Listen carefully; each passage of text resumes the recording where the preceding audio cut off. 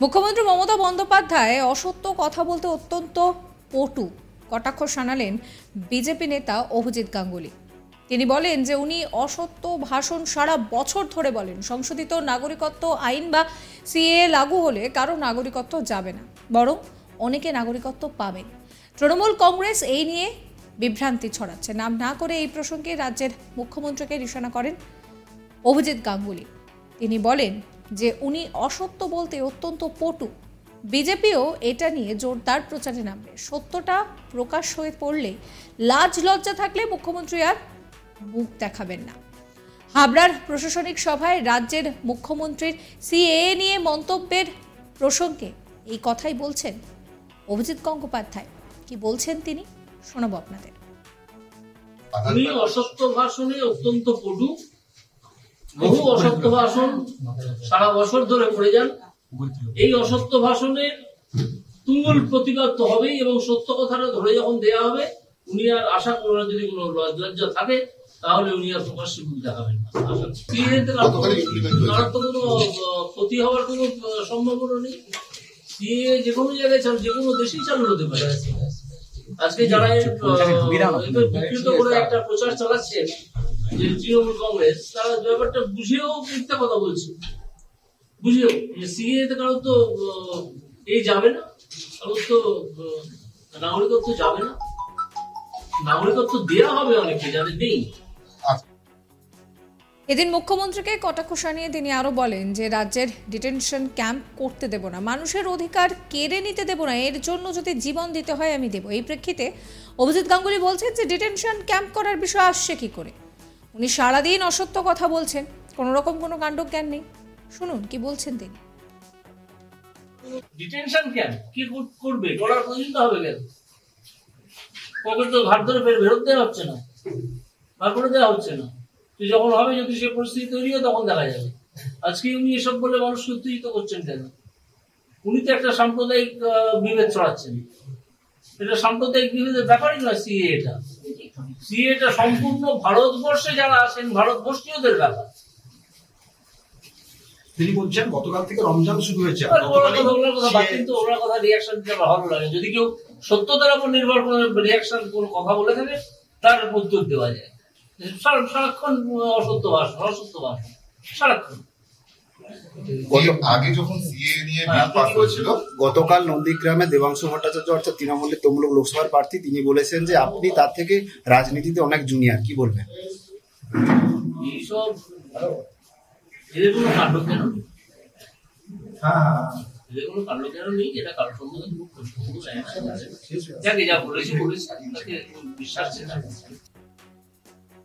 এদিন বর্গভীমা মন্দিরে পুজো দেন অভিজিৎ গাঙ্গুলি। তিনি বলেন যে লোকে তো বিরোধিতা করবে, তৃণমূলকে একটাও ভোট নয়, লোকসভার প্রচার তো হবেই।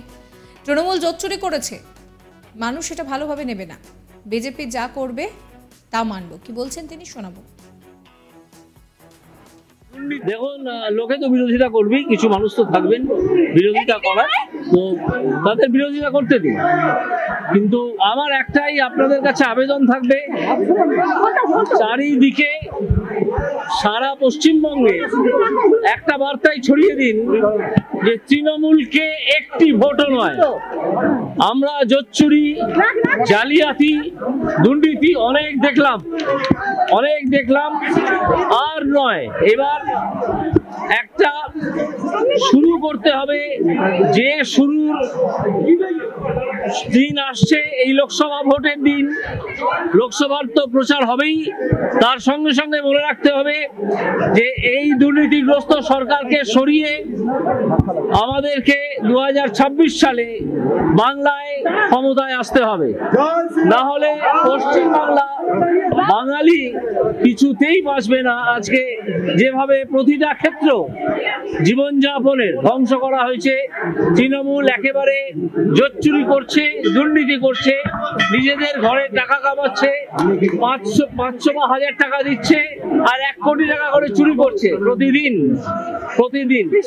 এই 1000 টাকা দিয়ে বা 1200 টাকা দিয়ে 1 কোটি টাকা চুরি করা, এই ব্যাপারটা, এই যে দুর্নীতি এবং এই যে প্রচার, এটাকে ধ্বংস করতে হবে।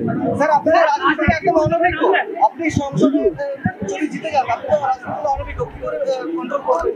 আরে আগে আমার নাম ঘোষণা হোক, তারপর তো এইসব প্রশ্ন। খুব ভালো লেগেছে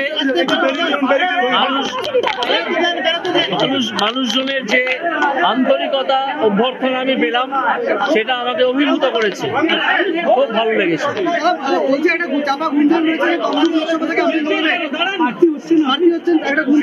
আমি আজকে এখানে পুজো দিতে এলাম, তারপর দেখা যাক ওখানে লিস্ট বেরোবে।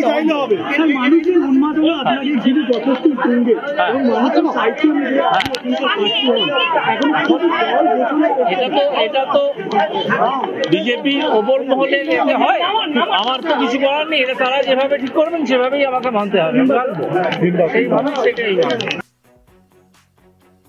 মুখ্যমন্ত্রী মমতা বন্দ্যোপাধ্যায় তিনি অসত্য কথা বলতে অত্যন্ত পটু, এইভাবেই কটাক্ষ করলেন বিজেপি নেতা অভিজিৎ গাঙ্গুলি। তিনি বলেন যে উনি অসত্য ভাষণ সারা বছর দিয়ে থাকেন। সিএএ অর্থাৎ নাগরিকত্ব আইন লাগু হলে কারো নাগরিকত্ব যাবে না, বরং অনেক মানুষ, অনেক পরিবার নাগরিকত্ব পাবে। তৃণমূল বিভ্রান্তি ছড়াচ্ছে নাম না করে এইভাবেই মুখ্যমন্ত্রীকে নিশানা করলেন অভিজিৎ গাঙ্গুলি। তিনি আরও বলছেন যে মমতা বন্দ্যোপাধ্যায় অসত্য কথা বলেন, বিজেপি এই নিয়ে প্রচার করবে, সত্যটা যদি সামনে আসে লজ্জায় আর মুখ দেখাবেন না মুখ্যমন্ত্রী। অন্যদিকে মুখ্যমন্ত্রী মমতা বন্দ্যোপাধ্যায় তিনি বলেছেন যে ডিটেনশন ক্যাম্প করতে দেব না। সেই নিয়ে অভিজিৎ গঙ্গোপাধ্যায় তিনি বলছেন যে ডিটেনশন ক্যাম্প করার বিষয়টা আসছে কি করে, উনি তো সারাদিন অসত্য কথা বলছেন, এদের কোনো কাণ্ডজ্ঞান নেই। শোনাবো আপনাদের কি বলছেন তিনি। ডিটেনশন ক্যাম্প কি করবে, করার প্রয়োজন হবে কেন? পকেট তো ঘাট ধরে ফেরত দেওয়া হচ্ছে না, বার করে দেওয়া হচ্ছে না। যখন হবে, যদি সে পরিস্থিতি তৈরি হয়, তখন দেখা যাবে। আজকে উনি এসব বলে মানুষকে উত্তেজিত করছেন কেন? উনি তো একটা সাম্প্রদায়িক বিভেদ ছড়াচ্ছেন। এটা সাম্প্রদায়িক বিভেদের ব্যাপারই নয়। সিএটা সম্পূর্ণ ভারতবর্ষে যারা আছেন, ভারতবর্ষীয়দের ব্যাপার। তিনি বলছেন গতকাল থেকে রমজান শুরু হয়েছে। কিন্তু ওনার কথা রিয়াকশন দিতে আমার ভালো লাগে। যদি কেউ সত্যতার উপর নির্ভর করে রিয়াকশন কোন কথা বলে থাকে, তার উত্তর দেওয়া যায়। সারাক্ষণ অসত্য ভাষণ সারাক্ষণ। আগে যখন সিএ নিয়ে বিল পাস হয়েছিল, গতকাল নন্দীগ্রামে দেবাংশু ভট্টাচার্য অর্থাৎ তৃণমূলের তমলুক লোকসভার প্রার্থী, তিনি বলেছেন যে আপনি তার থেকে রাজনীতিতে অনেক জুনিয়র, কি বলবেন? এইসব এদের কোনো কাণ্ড কেন নেই, এদের কোনো কাণ্ড কেন নেই, এটা কারোর সম্বন্ধে যাকে যা বলেছে তাকে বিশ্বাস ছিল।